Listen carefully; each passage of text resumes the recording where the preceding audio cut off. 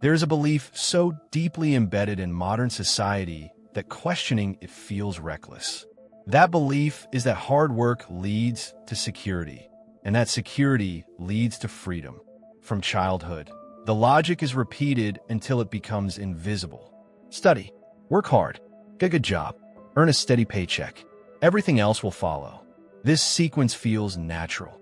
It feels responsible. And that is precisely why it works. A salary is not merely a form of income. It is a psychological contract. It shapes behavior, risk tolerance, time perception, and identity. The paycheck does not just pay for your expenses, it conditions your decisions. The modern financial system does not rely on force.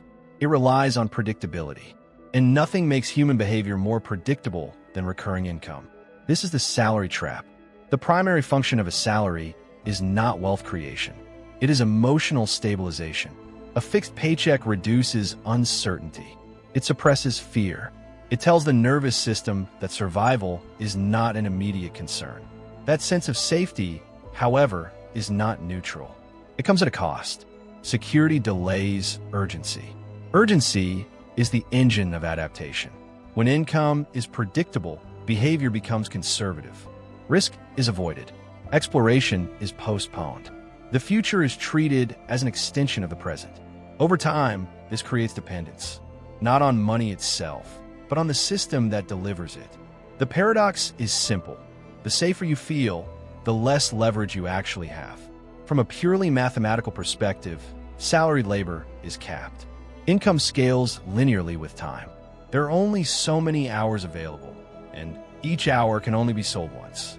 No matter how skilled the worker, labor cannot compound. The system rewards compounding, not effort. Inflation ensures that stored labor decays. Currency loses purchasing power while assets absorb it. Wage increases rarely exceed real inflation, meaning that most workers are exerting more effort each year simply to maintain the same position.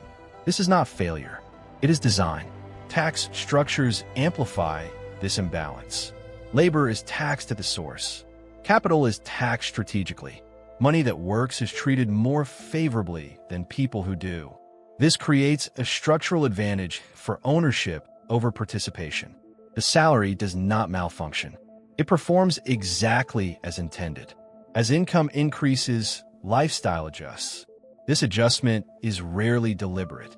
It happens incrementally. A larger apartment, a better car, more obligations framed as rewards. What appears to be progress is often a rise in fixed costs. At a certain point, income no longer represents freedom. It represents maintenance. High earners frequently experience the greatest constraint. Their exit options narrow as their expenses grow. Risk tolerance collapses under responsibility. The system understands this dynamic well. Compensation is calibrated to maximize productivity without enabling independence.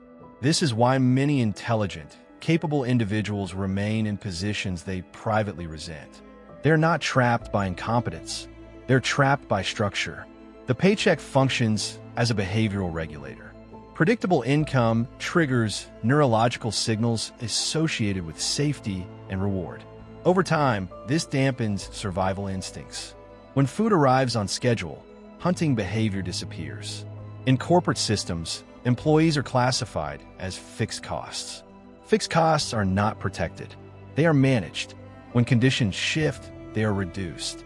The contradiction is that individuals feel safest precisely where control is lowest. Reliance on a single income source creates a single point of failure. From any serious risk analysis perspective, this is catastrophic design. Yet culturally, it is framed as responsibility. Stability is moralized. Volatility is demonized. This inversion keeps people compliant, not because they're unaware, but because they're comfortable.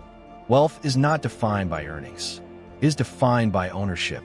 The difference between income and wealth is not cosmetic. It is foundational. Income requires presence. Wealth does not. Assets operate independently of time. They scale. They compound. They generate optionality.